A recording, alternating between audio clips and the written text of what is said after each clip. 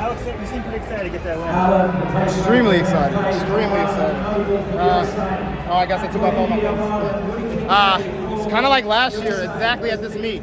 Like I made that like little difference in the 60, and it paid off huge in the 200 outdoors. So it's all coming together. No, you mentioned last year that your goal was to double this year at the World Championships. Coming off of a 6:51, winning the race, beating Trayvon Bromell, how does your confidence feel in doing that now, following this race? It soars, to be honest, because it's like, okay, to be honest, the goal is always to be like, my coach is like, let's be as close as we can in the start, and we just really keep working that acceleration, and by the time we get to top speed, we're just pulling away. So it's like been so many years where you've just been trying to do that, and it's just coming up short, and now it's actually happening. It's like, this is it. This is the moment I've been working like 7 years for. Like, shoot, like, it's happening. Was there something that clicked when, I know you had some time to look back at the race, was there something that you felt different, like, ooh, I haven't felt this position before, or was things just more smooth than you normally have in the 60s? To be honest, it's just rounds. I'm a guy who really does better with rounds. Get that first race in, already seeing how close I was to my PR, I was like, oh yeah, I'm gonna run faster the next race. So let's just hone that energy and let it loose in the finals. When'd you know you had that next gear?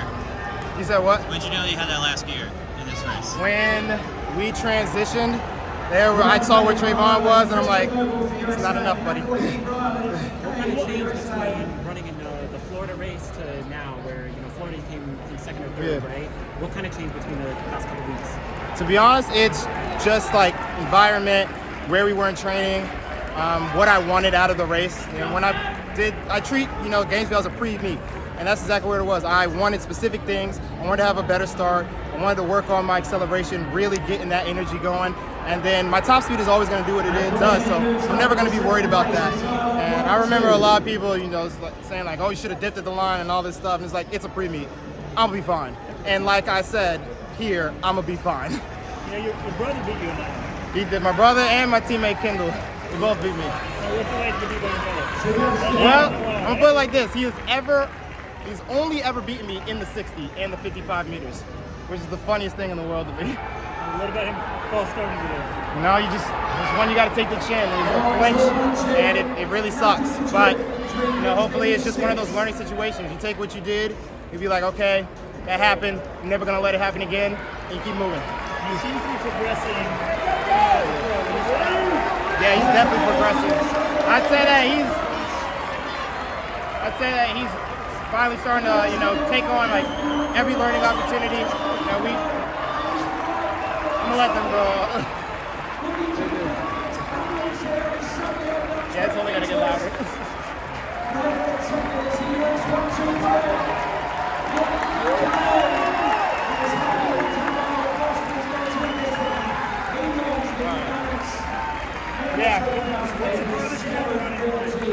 My life? I've run 3 miles before, 4 miles before. Yeah. Back in high school. I don't know. It was just to get into the condition. It was like the beginning of the year, like first 4 weeks of practice. What about now? If you ever go track like 20 minutes? Why would I do that? We saw you today post the race day fit, brought out the photographer. What was the inspiration for what outfit you brought out today? Yeah, me and Mark Wedmore, who's my agent but also the meet director, we are constantly just having conversations about how can we advance the sport, how can we meet our fans where they are, and we look at football and basketball and even sometimes European football, and they're going out, they're coming in their best dress. Having that question of how do we get on GQ or GQ Sports, like if we're not showing up to them and showing them what we have, then why would they even pay attention to us? We're not even bringing our best fits. So just giving everybody that opportunity to get outside of track and then be able to show your personality.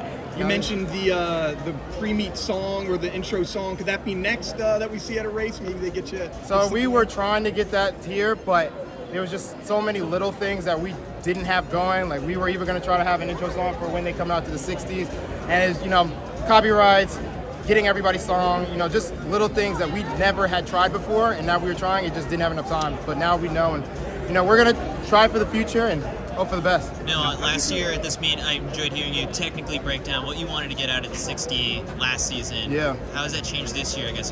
The 60 in particular, this indoor season, you're getting a couple reps in. What is it you want to get that's going to help that 200? Connection between my upper body and my lower body. Now I feel that I have a reaction to the gun, but my body isn't simultaneous when it does that. Now my feet might move, but my arms aren't moving, or vice versa. I need them to work in unison. And when I get that, that's when I get that explosive start. That's when I get, coming through low and striking down into the ground. That's putting me down the track and not up into the air. And those are the things that I've been working on the past 4 weeks. And then increasing that acceleration, being an animal in that 20 to 30 area and just putting down. So when I actually do make that transition, I'm not playing catch up. I'm already in the race and I'm pulling away. What's the fastest reaction time you ever had in I practice? couldn't even tell you that. It's not below 0.1. You've been seeing a lot of success on YouTube recently. Could we see a video on this meet in the near future? Yeah, I got the whole crew here. So they've been with me since Thursday, so you're definitely gonna have a video for it. I felt that it was good. It's kind of hard to compare when you're running next to Trayvon because he's really good at it. So it's one of those bittersweet moments. I feel that it got what it needed to in terms of activation, but I still need to make sure that it's happening faster. So no critical hit? No, not a critical hit for me, not personally. And when you were running down celebrating, I think I saw you say, "This is my track," or what was it? Oh yeah, this is my home now. Yeah? This is mine. Won last year, won this year. This is mine now. I don't know whose New Balance is. This is Adidas now.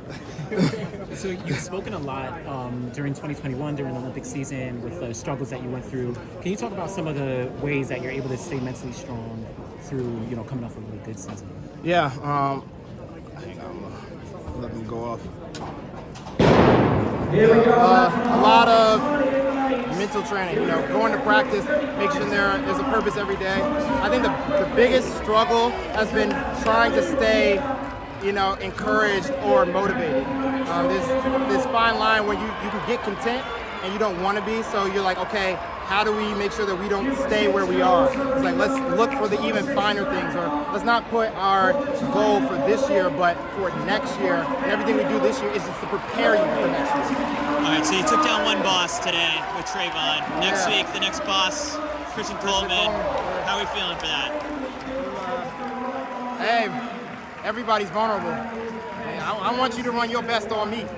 Run that on me. Then we got to get you some European citizenship so you can run at Euros against Marcel Jacobs or something like that. We'll figure it out. Hey, man, you just got to stay healthy and we can just run our worlds.